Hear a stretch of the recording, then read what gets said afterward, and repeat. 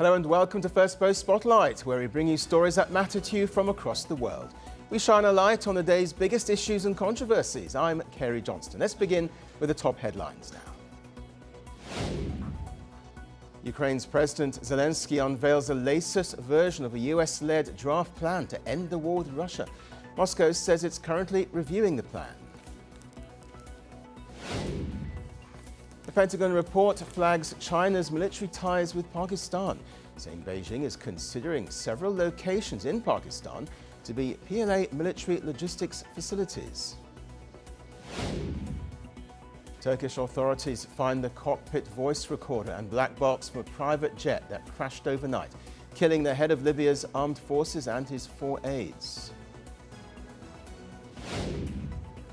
Italian regulators order Meta to open its WhatsApp chat platform to rival AI chatbots, as Rome and EU authorities pursue a probe that the US tech giant is abusing its dominant market position.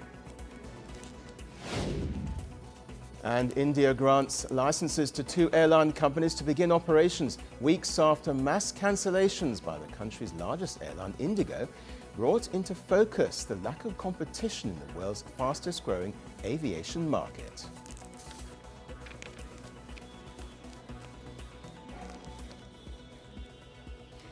Let's begin with the latest updates on the US H-1B visa program. A system that once gave everyone an equal chance is now being rewritten. The United States is set to overhaul the decades-old H-1B visa lottery system.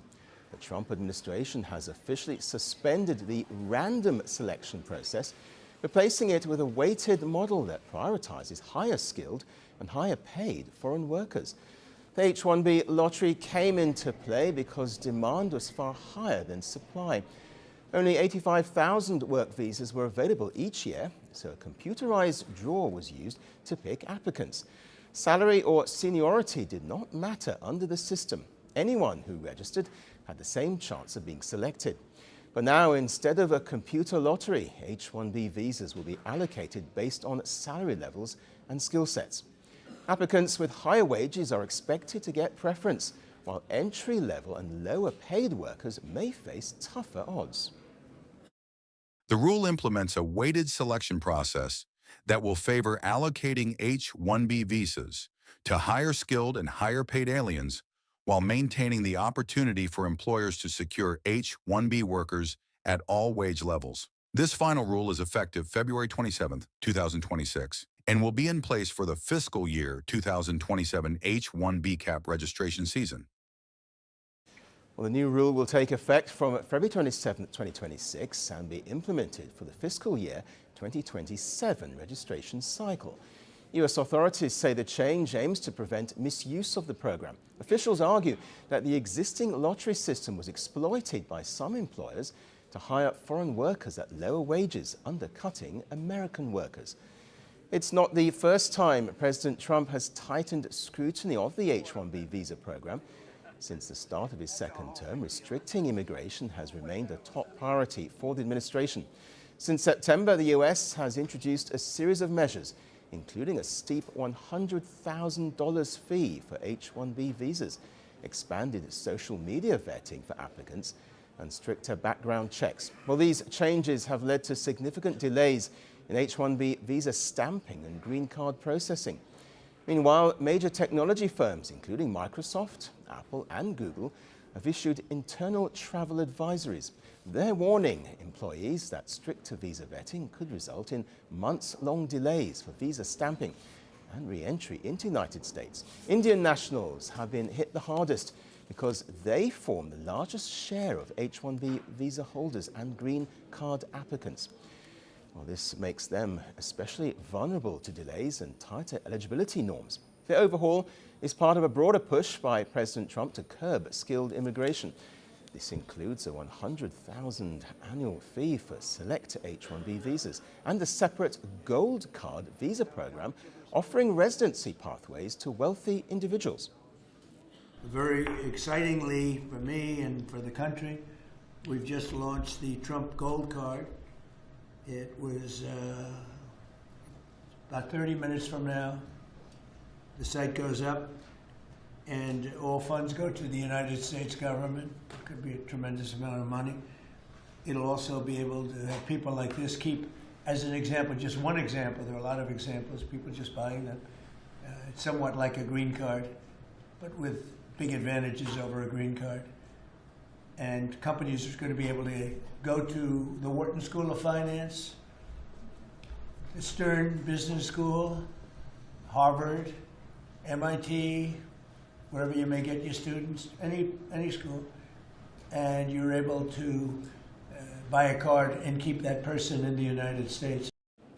On the legal front, a U.S. federal judge has upheld the $100,000 H-1B visa fee, rejecting a challenge by business groups. The court ruled that the administration does have broad authority to regulate immigration policy. Well, event by event and rule by rule, the message from Washington is becoming clearer. The H-1B lottery is being replaced, fees are rising, vetting is tightening, and eligibility is narrowing. Together, these changes signal a tougher road ahead for foreign professionals seeking to work in the United States.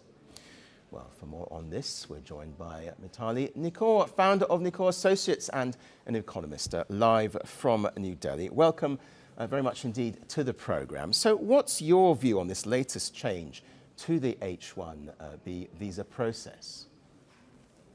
So first of all, thank you so much for having me in the discussion today. And, this is not unexpected. That's my first reaction, because I did feel that, a lot of the legal benches in the US are now filled with people who do sort of have a sympathy towards the current administration. There is a systematic, sort of filling of the judges that has taken place in the US, as we've seen over the years. And with this ruling, it becomes very clear that the US administration wants to move away from the H-1B system, moves into a system that rewards those with higher salaries. And also the message from Washington was very clear. It's time to de-Indianize the tech industry in the US, which means they want diversity, they want people from all over the world in a sense to come in, and they want to end this seeming monopoly of Indians. What they forget, of course, is that it is these Indians who are the most skilled and have been creating the maximum value for American companies. And of course, it remains to be seen how this will pan out. It's interesting what you say there, because in the end, to what extent might this actually end up hurting the US economy? I do think that, in this war for, surplus versus talent, there is a word to be said about the need to reward the talent, because the Indians who have been running these companies and who have been working day and night, they leave their own country, they go to a new country, they try to set up a life there, they put up with, the blatant racism that they go through, they put up with, such an environment, and yet they thrive and they create value for their companies. And I'm not just talking about the CEOs, but also everyone in the rank and file in these companies who's working there is working extremely hard, and is working extremely hard to create value for the US economy, which then generates employment down the line as well. It's not only about those who are in the H-1B secured positions, but the consumption spending they do, the investment that they do, the people they hire, the kind of companies they create. So it's a whole ecosystem. And when you say we don't want Indians, running our tech industry, well, it doesn't mean that the tech industry will stop hiring Indians. It just means that the tech industry might move to other countries, and other countries are ready. In Europe, there are so many countries that are ready to accept, investments in the tech space, and they've set up, innovation parks. I myself visited one in Berlin. So, there are a lot of options that the tech industry has to diversify away from the US as well. And with that ecosystem, as you mentioned there, where is the US going with this then? What's the end game?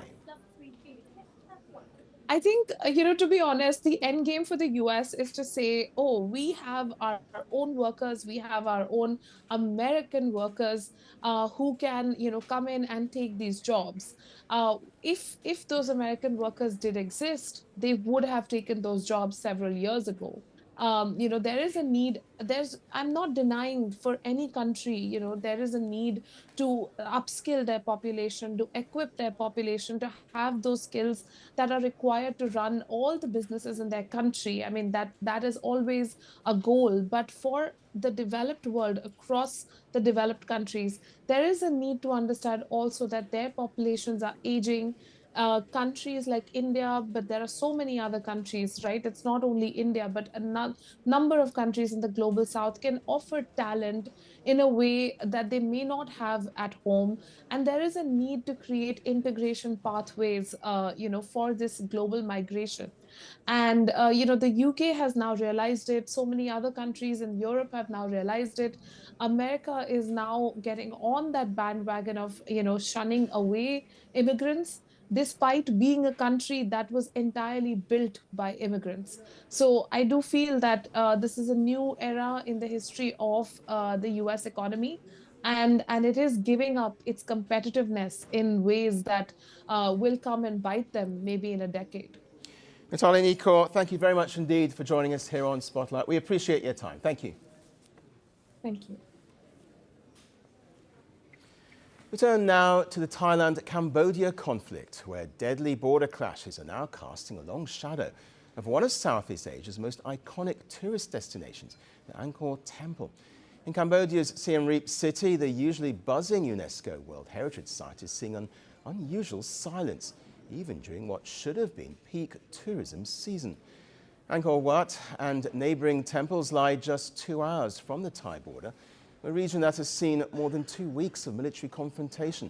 The fighting has killed dozens and forced the closure of overland border crossings. In latest development, Cambodia has also accused Thailand of destroying a Hindu statue in a disputed border area. Condemning the damage, the Cambodian authorities said the destruction of temples and statues worshipped by Buddhist and Hindu followers is unacceptable.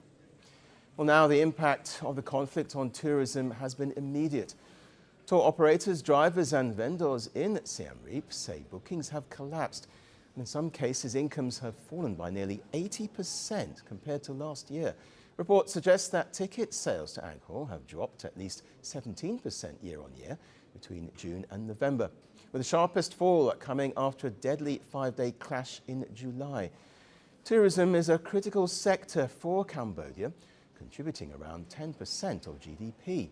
Last year, the country welcomed a record 6.7 million visitors.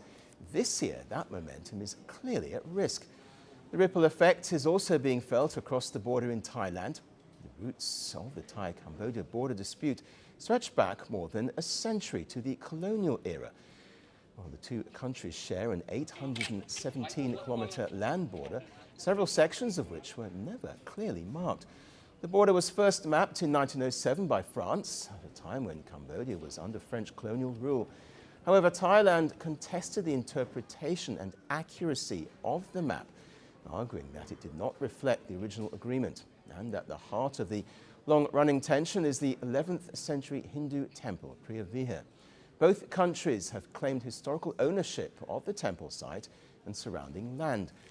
In 1962, the International Court of Justice ruled that the temple belonged to Cambodia. However, Thailand continued to claim the adjacent territory around the complex.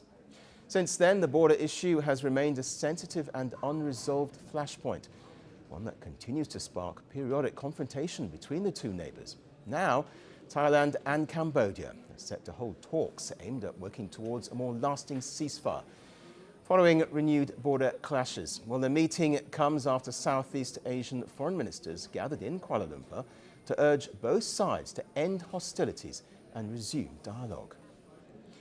Well, as the neighbouring countries face off near the border, tour guides, drivers and small businesses are paying the price with fear and uncertainty.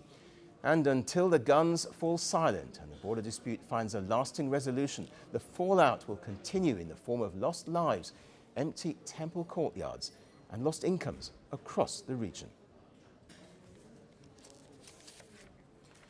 Well, it's another day, and once again, gold has done something that makes the world stop and stare. The shiny yellow metal has smashed a new record. For the first time ever, gold has crossed $4,500 an ounce. That number alone tells a story, but the reasons behind it tell an even bigger one. At the start of the year, gold was priced at about $2,600 an ounce. Fast forward a few months, and it has jumped nearly 70%. In just the last month alone, prices climbed more than 8%. So what's causing this dramatic rise?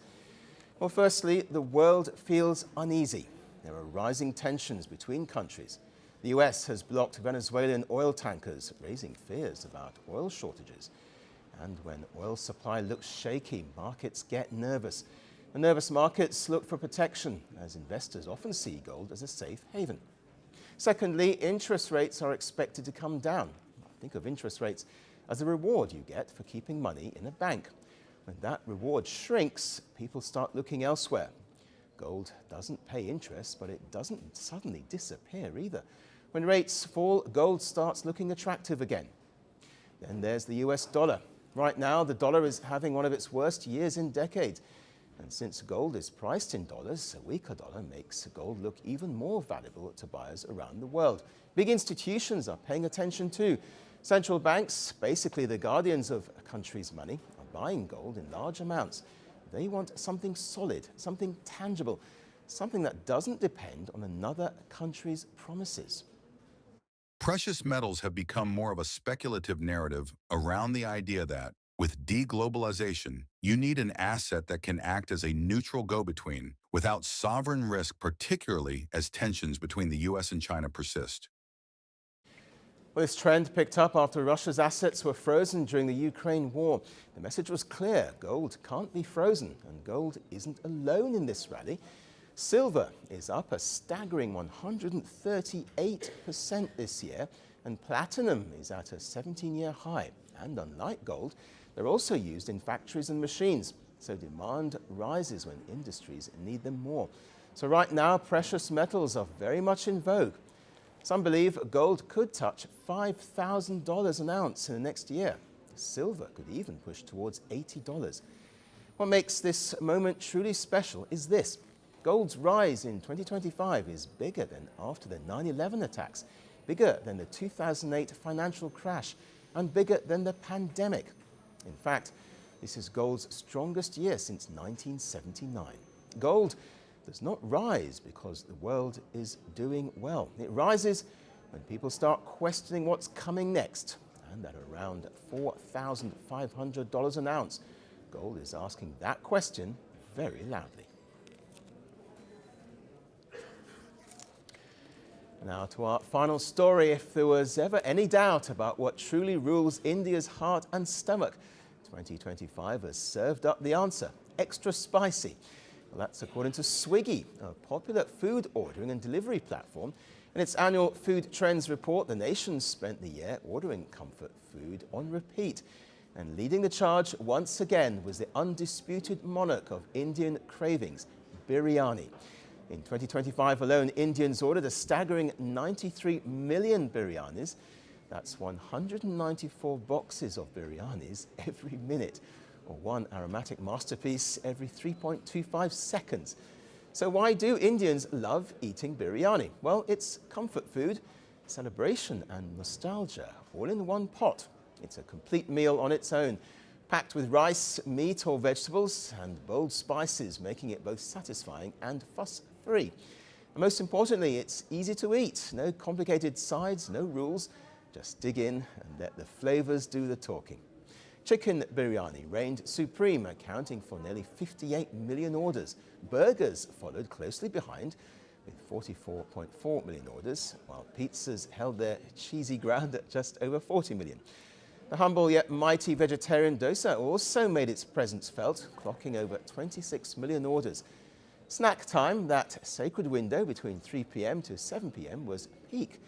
Burgers ruled the hour, led by chicken burgers at 6.3 million orders. Chicken rolls, veggie pizzas and chicken nuggets also joined the snacking stampede. And of course, no Indian evening is complete without the holy ritual of tea and fritters. During snack hours alone, users ordered 3.24 million samosas and 2.9 million cups of ginger tea. Patriotic and comforting statistics. Deserts had their own sugar-coated moment. Chocolate cake topped the list with 6.9 million orders, followed by chocolate cake and gulab jamun, kaju barfi and besan laddu. Well, they also kept India's sweet pride alive. While chocolate dominated the ice cream scene, Indian taste buds also traveled the world without leaving the sofa. Mexican cuisine clocked 16 million orders, Tibetan crossed 12 million and Korean reached 4.7 million. And matcha emerged as the most searched global flavor of the year. Well, behind the feast were delivery partners who kept the biryani wheels turning. One partner in Bengaluru city delivered an eye-watering 11,718 orders, while a female partner in Chennai delivered 8,169 orders. Well, some orders, however, were truly legendary. One Mumbai customer went full buffet mode, ordering 15 chicken biryanis, 10 plates of chicken meatball kebabs, falafel, pepper paneer biryani, and a jaw-dropping 100 gulab jamuns. Well, summing it all up, the on-demand convenience platform said it best. Biryani is the undisputed king.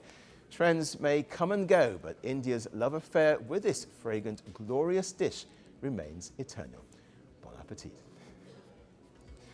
That's all we have time for on the show today. We'll see you again tomorrow at the same time.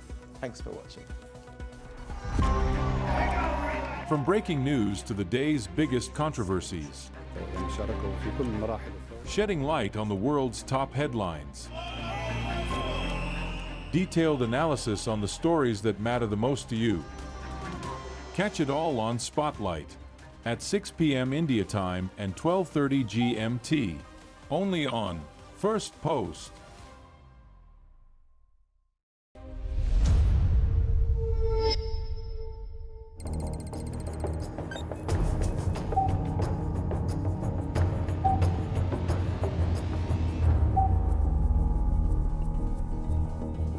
Hello and welcome to Firstpost Spotlight, where we bring you stories that matter to you from across the world. We shine